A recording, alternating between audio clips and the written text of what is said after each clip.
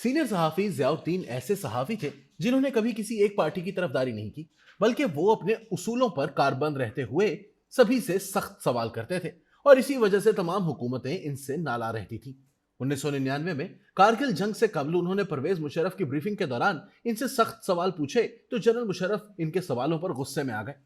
इसी तरह जब बेनजीर भुट्टो वजीर आजम थी तो वो भी ज़ियाउद्दीन के सख्त सवाल पर एक मरतबा गुस्से में आ गई थी। ज़ियाउद्दीन ने एक मरतबा नवाज शरीफ से भी कोई सवाल किया था, जिसके जवाब में अगरचे नवाज शरीफ ने नाराजगी का इजहार तो नहीं किया था, ताहम इनका चेहरा गुस्से से सुर्ख हो गया था। यह कहना है एंकर पर्सन हामिद मीर का। हामिद मीर ने कहा कि वो सीनियर सहाफी ज़ियाउद्दीन की सियासी बसीरत से बहुत मुतासिर थे। जनवरी 1999 का वाकया बयान करते हुए वो कहते हैं कि रमजान का महीना था, तब नवाज शरीफ वजीर आजम थे और general Pervez Musharraf army chief की जानिब से इफ्तार पर मदऊ थे, लेकिन हमें इफ्तार से 2 घंटे कबल बुलाया गया। वहां मेरे अलावा एक उर्दू अखबार के एडिटर थे, अंग्रेजी अखबार के एडिटर ज़ियाउद्दीन थे, तारिक वास्ती थे, एक और बुजुर्ग सहाफी सऊद साहिर भी वहां मौजूद थे। आर्मी चीफ ने जनरल अजीज को बुलाया हुआ था। इन्होंने दीवार पर एक नक्शा लगाया हुआ था और इन्होंने हमें ब्रीफिंग देनी शुरू कर दी। फला रोड बंद करें तो फला पहाड़ी पर कब्जा कर लेंगे, फला करें तो फला, तो हम 3 दिनों में कश्मीर आजाद करवा सकते हैं। हामिद मीर इस तमाम ब्रीफिंग से बहुत पुरजोश हुए और इन्होंने सवाल किया कि वाकई 3 दिन में कश्मीर आजाद करवा लेंगे।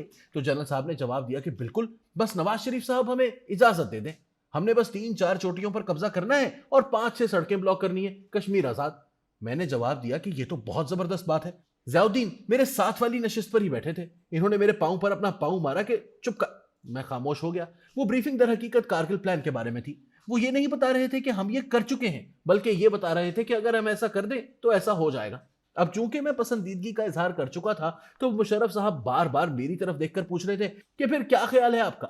मैंने फिर जवाब दिया कि बिल्कुल ठीक है। ज़ियाउद्दीन ने फिर से मेरे पांव पर ठुड्डा मारा कि चुप कर। मुझे थोड़ा बुरा भी लगा, मगर वो मेरे बुजुर्ग भी थे। दूसरा, वो वहां बैठे हुए मुझे वाज़े लफ्जों में टोक भी नहीं सकते थे। तो उन्होंने सोचा कि मैं हामिद मीर को क्या समझाऊं, जो ब्रीफिंग दे रहा है इसी को समझाता हूं। उन्होंने जनरल साहब से कहा कि आप पाकिस्तान की कौम को फतह तो कर सकते हैं, मगर कश्मीर को फतह नहीं कर सकते। मैं इनका चेहरा देखने लगा।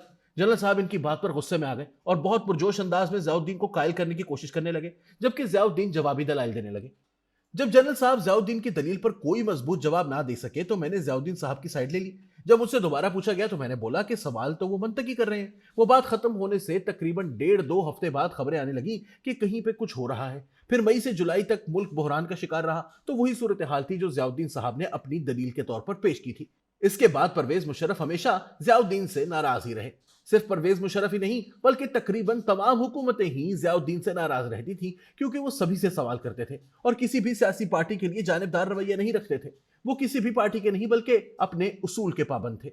2006 से 2009 तक ज़ियाउद्दीन लंदन में एक अंग्रेजी अखबार के नुमाइंदे थे, और जब परवेज मुशर्रफ वहां गए तो एक प्रेस ब्रीफिंग में उन्होंने सीनियर सहाफी के खिलाफ काबिल मुजम्मत रिमार्क्स दिए, जिसके बाद सहाफियों की जानिब से परवेज मुशर्रफ के खिलाफ मुजाहिरे भी किए गए।